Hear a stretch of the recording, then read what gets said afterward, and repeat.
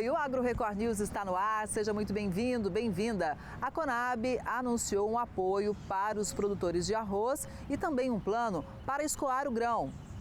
O investimento previsto é de 300 milhões de reais por meio da política de garantia de preços mínimos. A nova etapa de apoio vai utilizar 3 mecanismos: o prêmio para o escoamento de produto, o prêmio equalizador pago ao produtor rural e as aquisições do governo federal. Esses instrumentos são aplicados quando o preço de mercado fica abaixo do valor mínimo fixado pelo governo. No Rio Grande do Sul, principal estado produtor, o valor pago ao agricultor está em torno de R$ 58,00 a saca de 50 quilos, enquanto o preço mínimo é de R$ 63,64. As operações do prêmio para escoamento de produto e prêmio equalizador pago ao produtor rural devem movimentar aproximadamente 500 mil toneladas.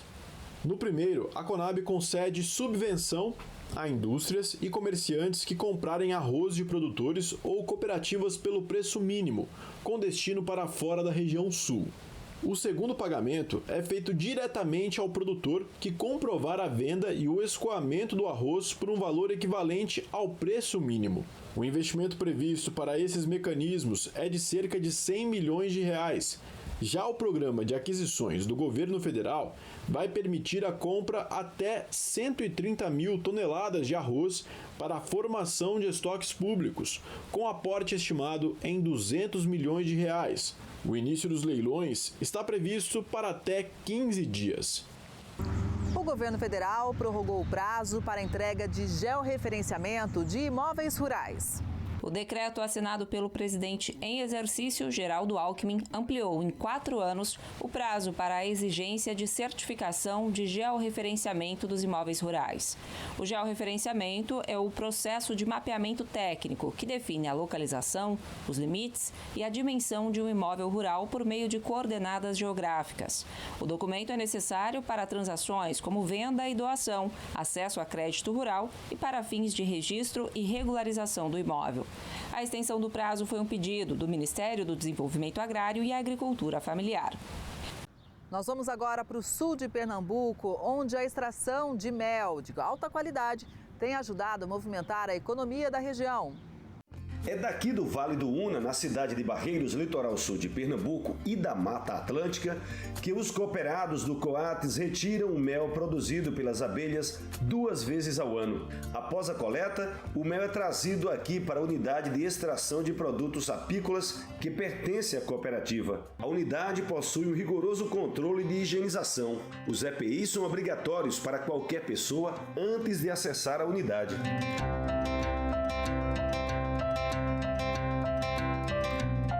Aqui, o mel passa por 7 processos que garantem a qualidade do produto. Após a chegada na recepção, ele é colocado na mesa desoperculadora. Depois desse manuseio lento, segue para a centrífuga. Passa por uma peneira, depois é colocado no decantador e, finalmente, vai para o envasamento e rotulagem. Essa unidade é a única de Pernambuco que possui o CIF, Selo de Inspeção Federal. Olha, a cooperativa tem se destacado aqui na Mata Sul com a produção de mel, de abelhas africanizadas, devido à região ser uma região muito propícia. A gente tem uma área aqui nossa de Restinga, de Manguezal, de Mata Atlântica. A gente tem desenvolvido méis com excelente qualidade, com sabores diferentes, com aroma diferente e principalmente mantendo a sustentabilidade. Todo o nosso mel, Jonas, produzido, segue todo o rigoroso padrão de boas práticas de produção, seja ele no apiário, seja ele na unidade de processamento.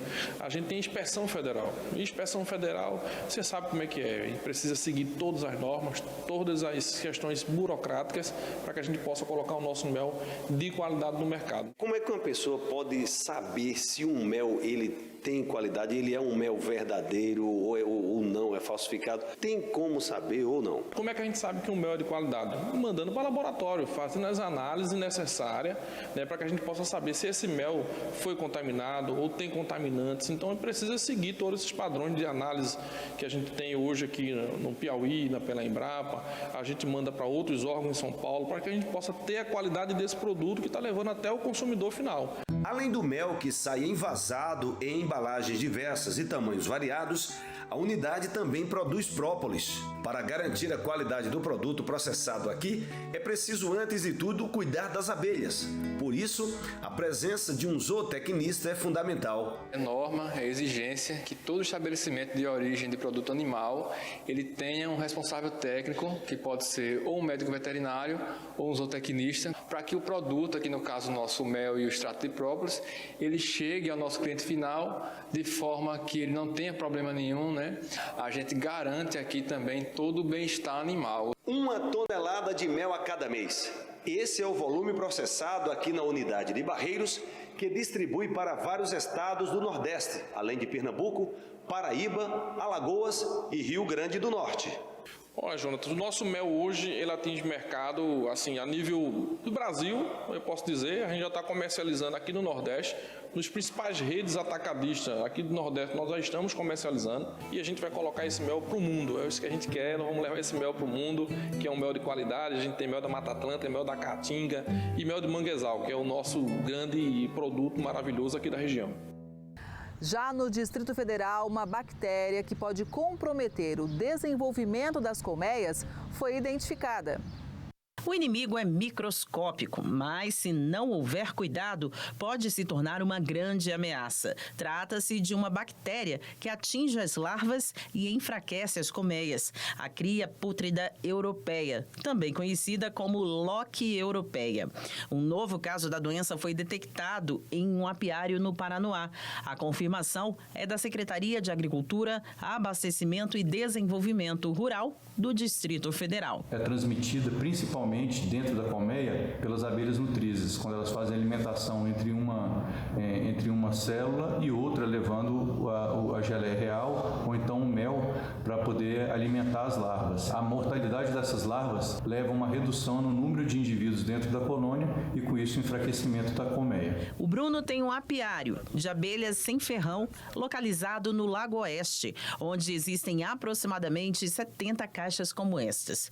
Em cada uma, até 7.000 abelhas. O espaço, além de produzir mel, própolis, pólen e outros derivados, também é aberto à visitação, já que desperta a atenção do público. Afinal, o mundo das abelhas é um micro-universo responsável até por grande parte da alimentação humana. Elas são responsáveis exclusivas por 40% dos vegetais que a gente consome como alimento, ou seja, quase metade das plantas que a gente utiliza na nossa alimentação, mas por serem muito efetivas nesse trabalho de polinização, tem estudos que indicam que elas sejam responsáveis entre 70% até 90% do que a gente utiliza. Bruno diz que não teve casos da doença na criação dele e que para continuar assim é preciso investir na qualidade do apiário. E, geralmente é uma doença que ela vai atacar colônias mais enfraquecidas, que não tem tanto controle higiênico ali da colmeia e aí isso pode chegar a afetar elas. Desde 2023 foram identificados 8 casos de cria pútrida europeia no Distrito Federal. Entre os sintomas, a presença de mau cheiro nos favos, larvas amareladas ou de cor escura, em posição anormal e falhas na distribuição das crias. Mas, afinal, como acontece a contaminação da colmeia e o que fazer caso isso ocorra? Essas abelhas, quando elas são alimentadas, elas podem receber alimentação tanto energética quanto proteica.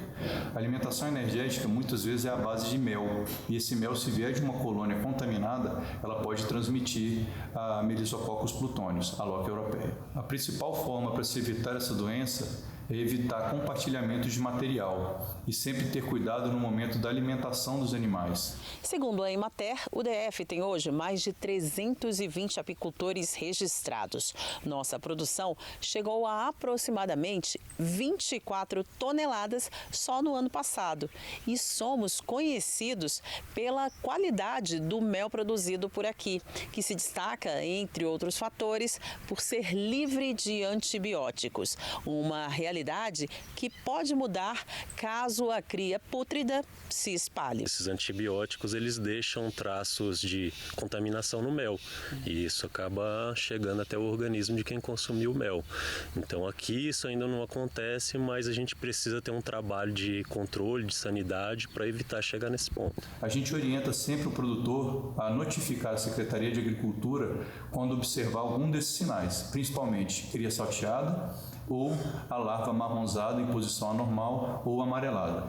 A gente fala agora da expectativa para moagem de cana-de-açúcar da safra 2026-27. A safra deverá ter início no dia 1º de abril do ano que vem.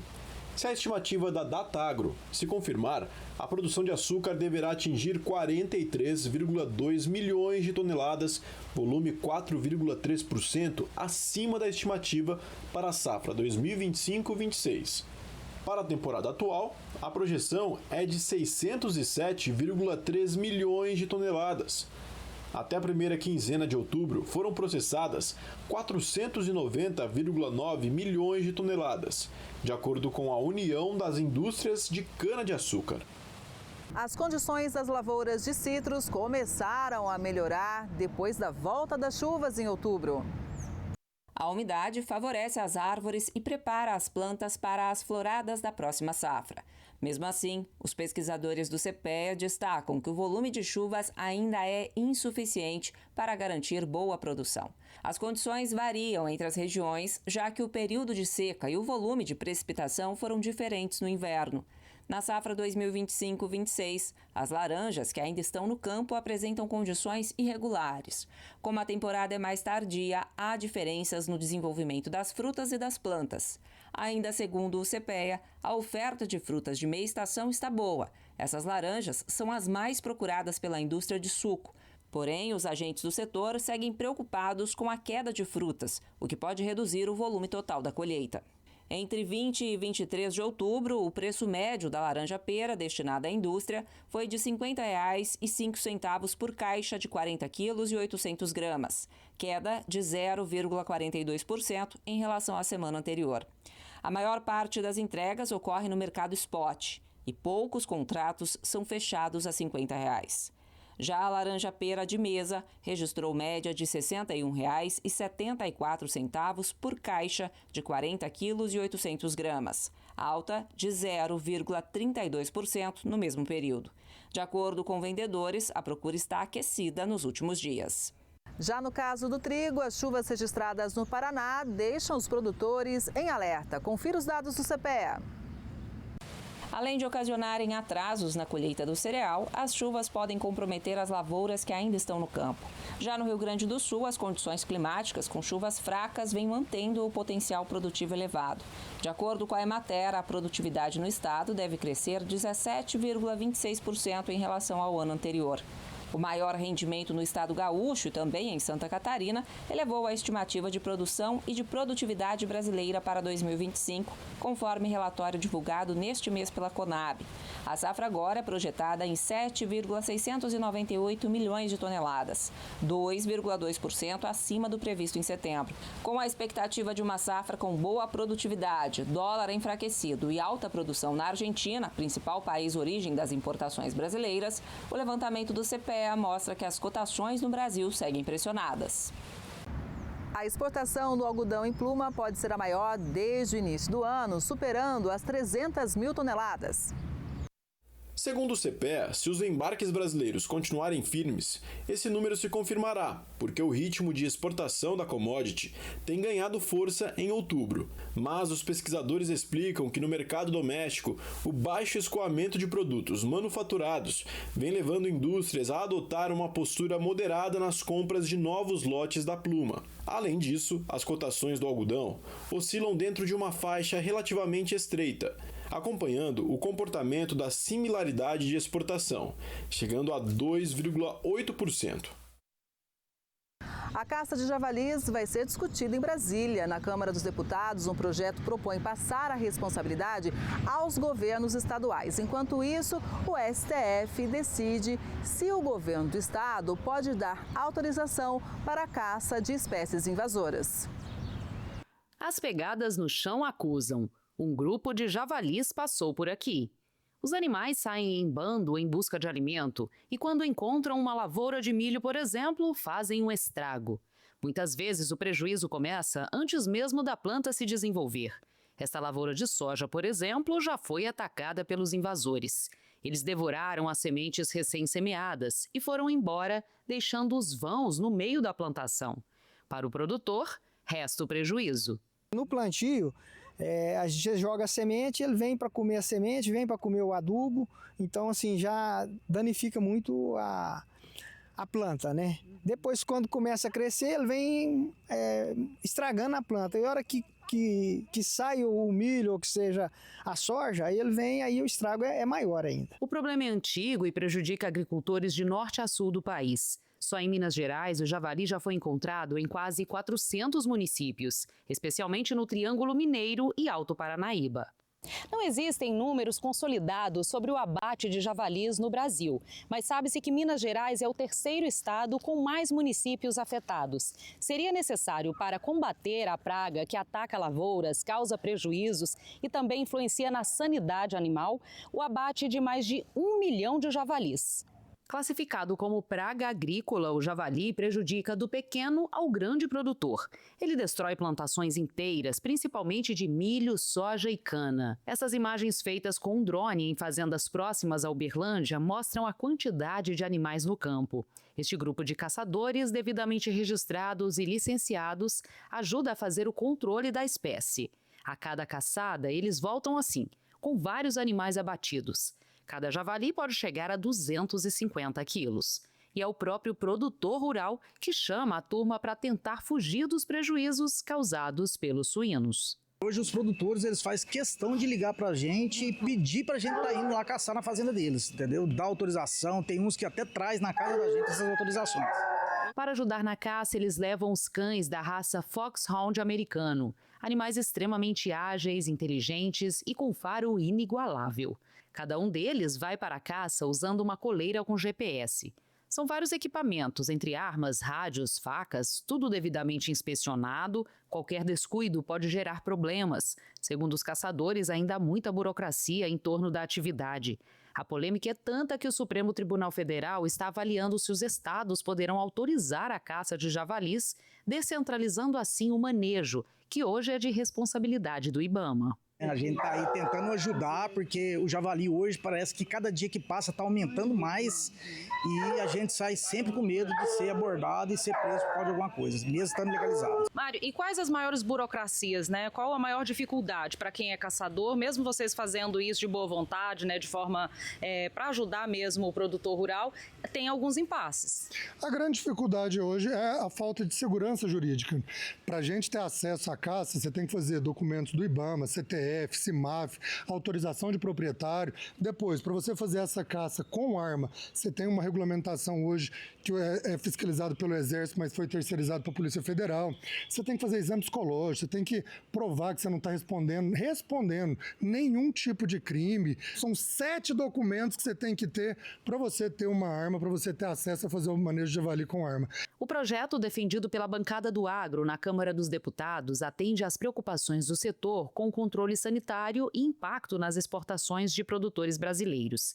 A lei também prevê bonificação para caçadores credenciados, incentivando a adesão voluntária. Segundo essa especialista, a espécie se reproduz rapidamente, por isso é tão difícil fazer o controle. Eles são animais que reproduzem ao longo do ano todo, né? As fêmeas, elas têm ali um período gestacional de 3 meses e meio, então elas podem ter até 2 crias por ano e nessas crias a gente pode ter até 12 filhotes, né? Então esse é um dos motivos pelos quais eles têm muito sucesso aqui num país tropical, né? Pela essa alta taxa de reprodução. Os javalis não têm predador natural e são um risco para animais da fazenda e também para os seres humanos. Eles podem transmitir doenças e atacar as pessoas. A recomendação é sempre manter distância, né? Entrar em contato com os órgãos responsáveis e para a fauna nativa, né? Os cachorros domésticos, os pets, também manter a distância pelo risco das zoonoses e também por riscos de ataques. O produtor de café do estado de São Paulo tem hoje mais poder de compra quando o assunto é fertilizante. A retomada das chuvas nas regiões produtoras de café tende a permitir a realização de adubações nas lavouras, visando um bom desenvolvimento da safra 2025-2026. Os pesquisadores do CPEA ressaltaram que os preços da saca de 60 quilos do café arábica operam em torno de R$ 2.200 e os do Robusta acima dos R$ 1.350 a saca. Com isso, o poder de compra dos agricultores frente a importantes fertilizantes é considerado bom neste ano. Os preços da carne de frango continuam em alta e se aproximam dos valores registrados em maio, antes do caso de gripe aviária. A recuperação das cotações internas está ligada à retomada das exportações e ao aquecimento do consumo doméstico, segundo levantamentos do CPEA. Entre os países que suspenderam as compras após o surto, apenas a China ainda não retomou as importações. Já a União Europeia voltou a comprar carne de frango brasileira na segunda quinzena de setembro, o que impulsionou o movimento de recuperação do setor. De acordo com análises do CPEA, esse cenário vem se mantendo firme nas últimas semanas. Colaboradores consultados indicam tendência de estabilidade em patamares elevados até o fim de 2025. A expectativa é reforçada pelo aumento da demanda interna, estimulado pelo maior valor pago por aves natalinas no período de festas. A mandioca alcançou o maior preço desde fevereiro e a gente explica os motivos. Os preços da mandioca permaneceram firmes na última semana, segundo o CPEA. A média atingiu o maior valor nominal desde fevereiro. Os pesquisadores explicam que, embora as chuvas tenham favorecido o retorno dos trabalhos de campo em todas as regiões produtoras, a oferta segue limitada. Muitos produtores reduziram as entregas por causa da baixa rentabilidade das raízes de primeiro ciclo, que apresentam menor produtividade e teor de amido. Entre 20 e 24 de outubro, a média nominal a prazo da tonelada de mandioca posta fecularia foi de R$ 569,98. O valor representa leve alta de 0,1% em relação à semana anterior. Na comparação com o mesmo período do ano passado, houve queda real de 13,6%. A liquidez do feijão no mercado interno segue reduzida e os preços continuam em queda. Os pesquisadores do CPEA apontam que o baixo interesse de compra pressiona especialmente o feijão carioca. Os compradores evitam lotes com impurezas, matérias estranhas e umidade elevada, mesmo quando os grãos apresentam boa coloração. Já os produtores com feijão classificado como extra preferem manter os volumes armazenados, aguardando melhores cotações. No caso do feijão preto, a ampla oferta de estoques nas indústrias mantém os valores em baixa. Do lado dos produtores, muitos limitam as vendas neste período de entre-safra, negociando apenas por necessidade financeira ou para liberar espaço nos armazéns. No campo, dados da Conab indicam que até 18 de outubro, a semeadura da primeira safra brasileira de feijão atingia 22,6% da área prevista. Quase 15% das lavouras estavam em situação de emergência. Outras 64,8% seguiam em desenvolvimento vegetativo, 7,6% em floração, 7,1% em enchimento de grãos e 5,9% em maturação. As cotações do milho continuam em alta, mas o ritmo de valorização perdeu força. A retração de produtores mantém a oferta controlada, já que muitos estão focados nas atividades de campo e atentos às exportações. Por outro lado, a demanda mais fraca tem limitado os aumentos de preços. Muitos compradores negociam apenas quando há necessidade imediata e utilizam estoques ou lotes adquiridos antecipadamente. No campo, o clima tem favorecido os trabalhos da safra de verão. O retorno das chuvas beneficia as regiões produtoras do sul e deve garantir boas condições de plantio. Para 2026, a expectativa é que o clima permita a semeadura da segunda safra no centro-oeste dentro do período ideal. Com isso, o CPEA projeta uma boa produção nacional de milho na próxima temporada. A demanda por farelo de soja impulsionou os negócios aqui no Brasil. A demanda global por farelo de soja aumentou na última semana e impulsionou os preços futuros na Bolsa de Chicago. Segundo o CPEA, a valorização internacional estimulou as negociações do derivado no Brasil. O movimento atraiu compradores, inclusive aqueles com estoques maiores, interessados em firmar novos contratos que envolvem prazos médios e longos de entrega. Enquanto isso, o mercado de soja em grão manteve baixa liquidez. Os produtores focaram nas atividades de campo e continuaram atentos à falta de água em regiões do Sudeste e do Centro-Oeste. Mesmo com as chuvas das últimas semanas que favoreceram o avanço dos trabalhos, produtores relatam que o solo ainda precisa de mais umidade para garantir boas condições de plantio. Na produção de banana, é época de expectativa com a chegada da chuva. Em Uberlândia, Minas Gerais, a força da agricultura familiar mostra a importância dessa fruta tão presente na mesa dos brasileiros. A banana, fruta mais consumida pelos brasileiros, é cultivada em todos os estados. Popular, acessível e sempre pedida. Ela move o mercado. Nas bancas, é certeza. Se tem banana, tem venda. A gente está colhendo em média de umas 200 caixas por colheita. Vende tudo, não sobra nenhuma. 2 vezes por semana, a Juliana traz aquilo que produz para vender na Ceasa. Entre as variedades, a banana prata é a preferida, liderando as vendas em todo o país.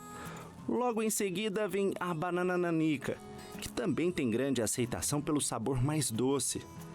Mas até estar pronta para o consumo, lá se vão meses de produção. Aqui encontramos o marido de Juliana, o Adriano, com a mão na massa, ajudando na colheita que é feita 2 vezes na semana. A família investe no cultivo de banana nanica. Esta lavoura está com 2 anos.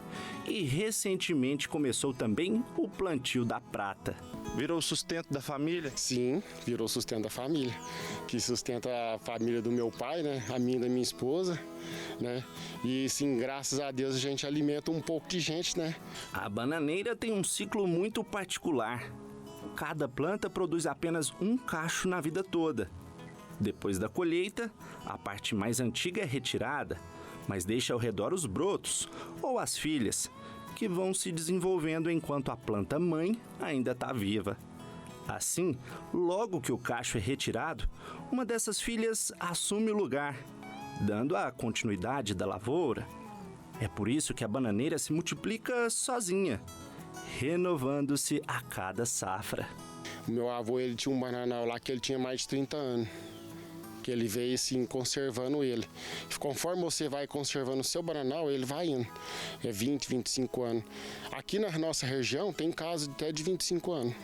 Qual que é o maior desafio de produzir bananas? No dia a dia, o maior desafio, clima. Tem dia que o clima tá seco, tem dia que o clima tá frio, muito chuvoso, mas a banana gosta de chuva, né? Gosta de água. O maior desafio é esse. Como driblar? Molhando, né? Na seca, praticamente molhando. Agora, no inverno, a gente não tem como fazer nada, né? Se vier uma geada, graças a Deus aqui nunca caiu geada. Esse é o maior desafio nosso. A colheita da banana não é feita quando ela está madura na planta, mas sim antes do amadurecimento total, para que o fruto tenha tempo de chegar ao consumidor em boa qualidade. Para dar conta da demanda pela fruta, que é a queridinha dos brasileiros, o país tem uma vasta produção, cerca de 465 mil hectares. Cada pessoa consome, em média, 25 quilos de banana por ano, o que equivale a um cacho desse aqui inteiro. Ao sair do pé, as bananas são levadas para galpões de classificação. Os cachos viram pencas, que são banhadas em uma solução para retirada da nódoa. Depois a produção é armazenada em câmaras frias, até ficar assim, pronta para o consumo. Eu fico muito satisfeito de ver chegar no cliente e falar assim, nossa, que bom que chegou essa banana docinha.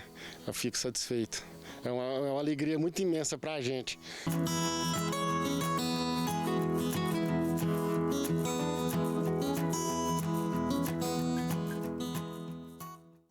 Mais de 300 famílias vão ser beneficiadas por canais de irrigação e também reservatórios de água que foram inaugurados em Planaltina, no Distrito Federal. Há 36 anos, o Francisco mora no núcleo rural Rio Preto, em Planaltina. Hoje, o produtor familiar admira com orgulho a própria produção de hortaliças, como couve, feijão de corda e jiló. E até fruta, como um maracujá. Tudo bem verdinho, mas nem sempre foi assim. Eu vou te falar a verdade, era muito difícil. Porque a gente produzia pouquinho, plantava pouco, porque a água corria pelo meio da terra. E perde muita umidade, né? Da água entrando na terra. Realidade que mudou depois que a propriedade do seu Chico recebeu o sistema de abastecimento de água. Um projeto que canaliza a água da bacia hidrográfica do Rio Preto até esse tanque. Nessa primeira fase do projeto, realizada pela Secretaria da Agricultura, Abastecimento e Desenvolvimento Rural do DF, a Emater DF e outros órgãos, foram construídos mais de 6 quilômetros de canais de irrigação, instalados 60 tanques, com capacidade de 430 mil litros de água cada. A ação vai beneficiar diretamente 247 propriedades e cerca de 300 famílias de produtores rurais da região, incluindo a família do seu Chico. Depois nós estamos com esse tanque que a água canalizou, aumentou a nossa produção em 70%. Isso é orgulho para nós, porque antigamente meus filhos começaram a trabalhar fora e a gente ficava com muita saudade deles. Aí quando eles viram que a água tinha aumentado aqui, todo mundo voltou para a chácara aqui, todo mundo está plantando mais eu. E isso é alegria, todo mundo tem seu carro, todo mundo melhorou, todo mundo paga suas contas em dias, é muito bom. Nos despedimos do seu Chico e seguimos viagem para a propriedade do Ander, outro produtor do núcleo rural do Rio Preto, que também recebeu o sistema de abastecimento, que além de garantir a irrigação das hortaliças e frutas durante o período de estiagem, com o tanque oferecido pelo projeto, ele pretende investir na piscicultura. Hoje a gente atende a nossa cooperativa aqui local mesmo, que entregamos verdura para merenda escolar do DF, e o que sobra a gente fornece para o Ceasa, vende para fora e outros mercados também. E a gente só vem aumentando a nossa produção graças a esse tanque aqui agora, e vamos também implantar agora a tilápia aqui. É uma renda a mais para nossa família agora. Esse técnico da Emater DF explica que o objetivo do projeto é beneficiar comunidades que vivem da agricultura familiar, garantindo o abastecimento mesmo em período de escassez, utilizando a água de forma consciente. A gente tem trabalhado esse projeto desde a tubulação dos canais, onde a gente tinha uma perda que chegava a 57%. Fora isso, a gente tem trabalhado também agora com a questão da reservação, com os reservatórios, né? Então, também metade da água se perdia nesses reservatórios e hoje essa água que se perdia pode ser utilizada pelo produtor na irrigação. A bacia hidrográfica do Rio Preto é o principal polo da agricultura irrigada do Distrito Federal, concentrando 74% da área irrigada do território. Essa concentração estimula a produção de grãos, hortaliças e frutas, também estimulando a segurança alimentar, alta produtividade e o abastecimento de mercados locais e internacionais. Tem uma grande quantidade de irrigantes nessa região, né, e esses recursos eles vêm para favorecer esses produtores, aumentar a produção e utilizar a água de forma mais justa. De acordo com o secretário da Agricultura do DF, mais canais de irrigação serão construídos para atender mais produtores na região. Nessa segunda etapa agora, a gente vai para a conclusão desses 10 quilômetros restantes, que a gente vai utilizar essa tubulação para que a gente continue avançando, os tubos de PAD, e juntamente com mais 60 tanques, né? E nós temos a expectativa de conclusão da segunda etapa em aproximadamente algo em torno de 1 ano. E aí partimos para a terceira etapa, que é uma etapa um pouco mais alongada, concentrada nos tanques, e 16,5 km de canal tubulado, em várias partes da região leste do Distrito Federal, que compõe a bacia do Rio São Francisco. Uma agricultora de Pernambuco usou a técnica de hidroponia para a produção de hortaliças e está feliz com o resultado. Produzir mais com menos impacto ambiental e maior eficiência. Essa é a proposta da hidroponia, um sistema que vem revolucionando o campo e oferecendo novas oportunidades para a agricultura familiar e para todo o agronegócio. Maria iniciou com o projeto há 3 anos. Descobriu através da internet porque a gente sofria bastante com a plantação na terra, devido às chuvas, ao tempo também muito seco, como a gente tem que estar racionando a água, aí a gente descobriu a hidroponia. A funcionalidade deste modelo na prática é bem simples. Edjaelson nos explica os detalhes e vantagens do processo. Hidroponia é um sistema de cultivo, uma técnica de cultivo que não se usa o solo, se usa uma solução nutritiva, tem que ter uma estrutura de estufa. Essa solução nutritiva ela é distribuída no sistema hidráulico, que basicamente é feito com tubos, né? Faz-se uma bancada, faz um tubo. O que é o tubo? O tubo é um cano PVC. Com a hidroponia, o agricultor consegue ter uma produção mais controlada, sem desperdício de água e sem precisar do solo. Isso faz muita diferença para quem tem pouco espaço e quer produzir o ano todo. Os nutrientes que são colocados na água variam, dependendo da cultura que o produtor escolher plantar. A gente planta coentro, alface, hortelã, a gente produz também o alface americano, pimenta de cheiro. Aí vai um mamão. O sistema hidráulico dispara a cada 15 minutos e a água volta a circular através dos canos. Na hidroponia, a gente pode direcionar uma quantidade exata que a hortícola precisa. Já quando é no solo, a gente coloca um aspersor, mesmo que a gente queira fazer um racionamento, a gente não consegue porque é muita água dispensada. A hidroponia tem uma vantagem significativa com relação ao cultivo convencional. Com cerca de 40 dias no cultivo convencional, as hortaliças estão prontas para serem colhidas. Já no sistema hidropônico, com 21 dias, as hortaliças estão prontas para o consumo. A produção no município movimenta a economia local e aquece o comércio. O escoamento da produção se dá através do PNAE, Programa Nacional de Alimentação Escolar. Além da prefeitura, Maria oferece para os supermercados e faz entregas para as regiões próximas.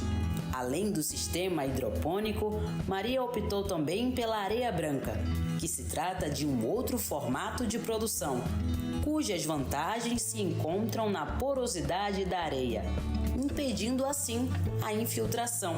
O resultado? Zero atividade biológica. Aqui não há presença de ervas daninhas, reduzindo o tempo que seria gasto, por exemplo, capinando um solo convencional. É muito mais do que plantar, colher, vender e ganhar dinheiro. Vai muito além disso. Eu dedico realmente o meu amor, tudo de mim, para os meus produtos que vão para a mesa das famílias. Um programa de uma agroindústria em Mato Grosso do Sul foi selecionado para ser apresentado na COP30 em Belém. O projeto sul-mato-grossense representará o Brasil na categoria Economia Circular e Materiais Sustentáveis, destacando-se por gerar impacto ambiental e social. Um projeto que foi lançado lá em 2007, então a gente tem uma longa trajetória. Naquela época, se falar de questões ambientais, se pensar em reciclagem, em destino correto, era até uma utopia. Então, para nós, é uma honra representar Mato Grosso do Sul, um estado tão pujante, com tantas empresas vanguardistas, nós estarmos nesse cenário fazendo uma coisa que é extremamente relevante. O programa Ciclos proporcionou ao Grupo Real o selo de primeira agroindústria do estado, certificada pelo programa ESG-FIEMES. O projeto ampliou a coleta e destinação correta de resíduos, envolvendo colaboradores, comunidades e fornecedores. Dentre milhares de outros cases de 67 países, foi aprovado entre os 400 cases para que fosse publicado na COP. Então, virou e está virando uma grande referência nacional e agora internacional com a apresentação desse case na COP. E para nós é motivo de muito orgulho, porque a FIEMES fez todo esse trabalho de conseguir lapidar validá-la para que ela pudesse ser certificada. Com reconhecimento internacional, a Real H leva para a COP30 a experiência de um Mato Grosso do Sul que alia inovação com sustentabilidade e mostra que a pecuária pode sim ser mais verde. O programa será apresentado como case pioneiro de economia circular brasileira, combinando gestão de resíduos, educação ambiental e impacto social com potencial de expansão para outros setores produtivos. Acredito que com esse case sendo apresentado lá, vai demonstrando de forma indelével que o agronegócio, que a pecuária de corte de leite, que a agricultura, elas são, na verdade e na sua origem, pessoas, empresas que precisam proteger o meio ambiente, precisam dar a destinação correta para os resíduos, porque é dessa forma que eles conseguem produzir e se perpetuar no negócio. Você vai conhecer agora uma comunidade quilombola que é responsável desde a produção dos alimentos até a comercialização. O cheiro de bolo no forno anuncia o início de mais um dia movimentado. As delícias são produzidas na cozinha da Quitandeira e comercializadas na região de Belo Oriente. Já tem 45 anos que eu trabalho com quitanda, mas para as escolas tem 6 anos que eu estou fornecendo. E é um prazer imenso, estou muito alegre, agradeço muito a Deus de estar nesse projeto. A empreendedora vive na comunidade Quilombola Esperança, região de Belo Oriente, no Vale do Aço. No local onde vivem mais de 200 famílias, é desenvolvido um projeto agrícola que conta com o apoio da Senibra e várias outras empresas parceiras. Uma parceria de longo prazo, uma parceria de muito sucesso. Ela começou há mais de 30 anos. No início, eram comunidades informais e ao longo do tempo elas foram se consolidando e foram reconhecidas pelo governo federal como uma comunidade quilombola tradicional. E os quilombolas fazem parte da nossa história do Brasil. Nesta parte da comunidade Quilombola Esperança de Belo Oriente são produzidas frutas que são fornecidas tanto para a Senibra quanto para escolas municipais. Aqui são cerca de 6 mil pés de bananas e também 115 pés de graviola. O programa tem transformado a vida de diversas famílias empreendedoras.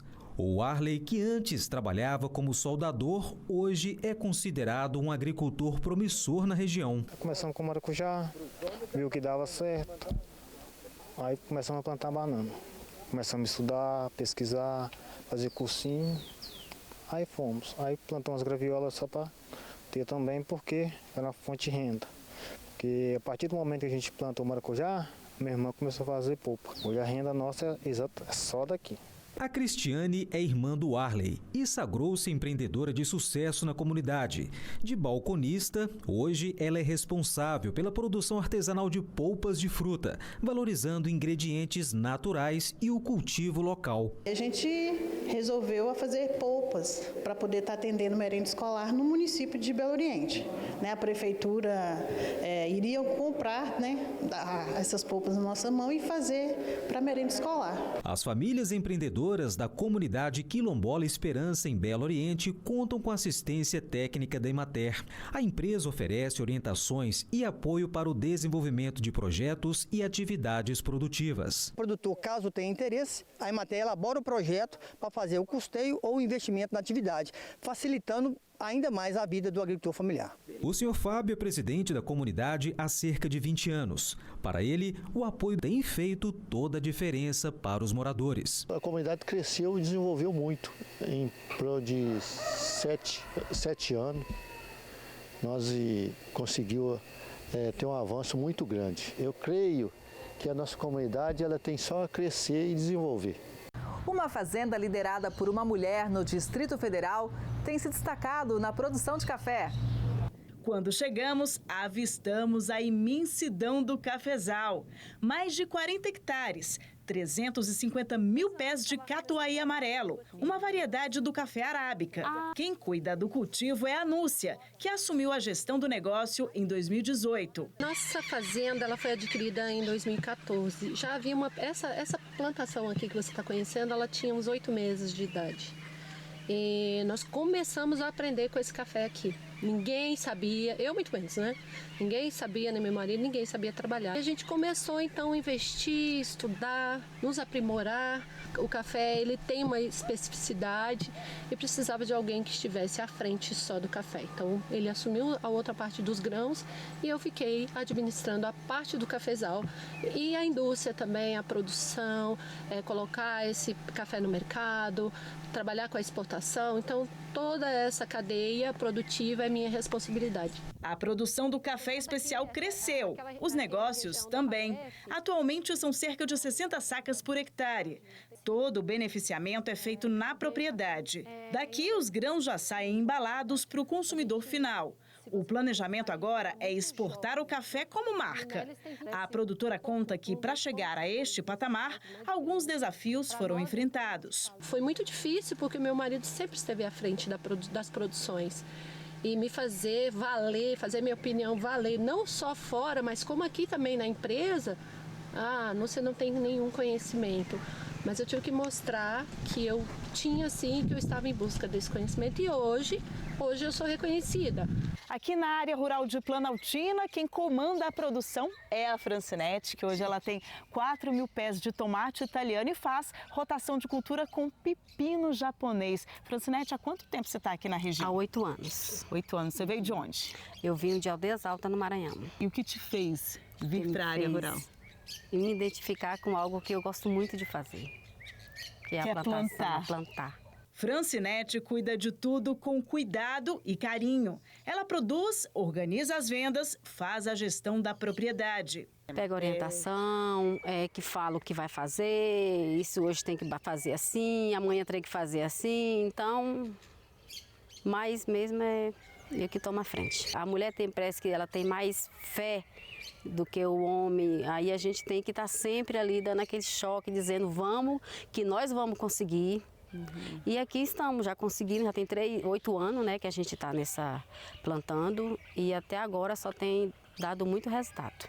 Elas realmente fazem a diferença. A cada ano tem crescido a participação feminina no agrolocal. Segundo a Emater, hoje estão registradas cerca de 9.500 produtoras rurais, o que representa 43% da força de trabalho no campo. Hoje elas estão trabalhando com hortaliças, com flores, com frutas, elas estão criando animais. As mulheres hoje elas estão firmes nessa luta, né, para conseguirem produzir e fazer com que esse produto chegue ao mercado. As mulheres têm sido cada vez mais protagonistas no campo, contribuindo para a produção sustentável de alimentos e para o desenvolvimento das comunidades rurais. E tudo isso é feito com muita dedicação e amor. Hoje no DF, se você verificar, as propriedades cafeeiras, elas são dominadas por mulheres. Pois quando você faz aquilo que você gosta, você se sente realizada.